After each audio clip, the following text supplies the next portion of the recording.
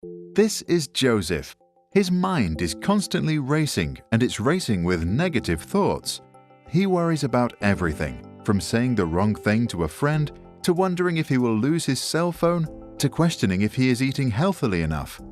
He also thinks about the bigger problems, like if his daughter is safe at school or how to make sure that she has a good future. These may seem like typical worries that everyone has, but for Joseph, they consume his life and he is in constant anxiety and fear. Caroline also worries quite frequently. She is in a high-stress job that demands a lot of her time. She is also a parent. The worry and stress are natural, but sometimes she becomes overwhelmed and breaks down, becoming ill for a short period of time. Joseph and Caroline both decide it is high time to go and see a doctor. They want to better understand and help put an end to these unwanted feelings. The doctor tells Joseph he has been diagnosed with general anxiety disorder, also known as GAD, while Caroline was diagnosed with panic disorder. Before the diagnosis, they never knew the difference between the two. GAD and panic disorder are both anxiety disorders with unique differences. GAD is a mental condition that is characterized by excessive and uncontrollable worry about everyday life events and the future. Panic disorder is characterized by panic attacks that can occur for seemingly no reason at all. They both can also happen during or directly after a traumatic event.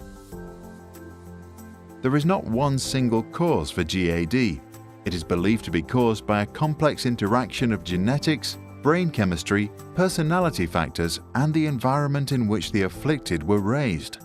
Traumatic experiences and stressful life events can also trigger a person to develop GAD. The symptoms for GAD are as follows: constant high levels of worry about everyday things or things that do not normally warrant anxiety. Inability to let go of your worries even if you know they are irrational or unrealistic. Feeling restless, irritable, or on edge. Problems concentrating.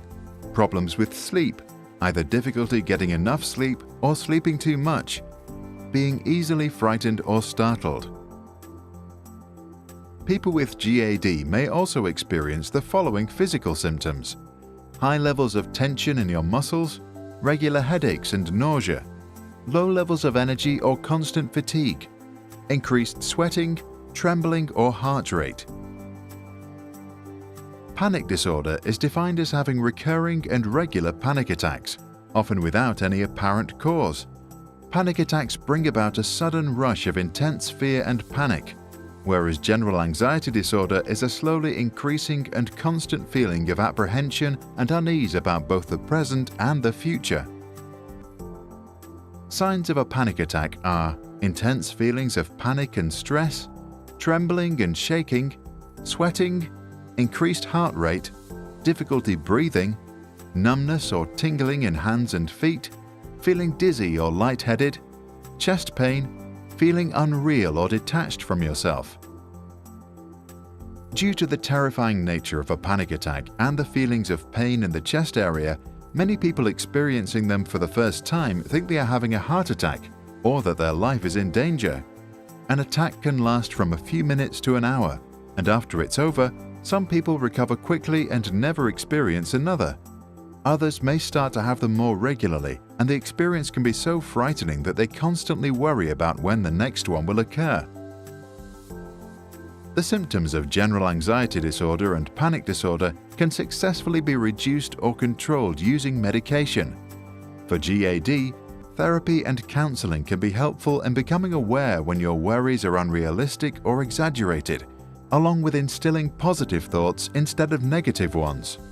For panic disorder, medication and therapy can help manage symptoms so that you can calm yourself down when you feel an attack is coming on. Anxiety disorders can affect anyone, no matter how strong or successful. Getting treatment for anxiety does not mean admitting weakness, but means choosing to live life on your own terms without letting those worries hold you back. If you know someone who struggles with anxiety, telling them to stop worrying or to get over it will not help. Oftentimes, they know that they are overreacting and behaving irrationally. However, the fear, panic, and feelings of anxiety are still very real. Don't judge, and let them know that you are there to support them without adding any additional pressure. Simply spending time with them and showing that you value them despite their anxiety will have a bigger effect than you can imagine. This video is supported by BetterHelp, which is a website where you can talk to one of over 2,000 licensed therapists right away. If you use the link in the description, you will get a 7-day free trial, and you will really help us make more videos for people who are facing difficult life challenges. Thank you for watching.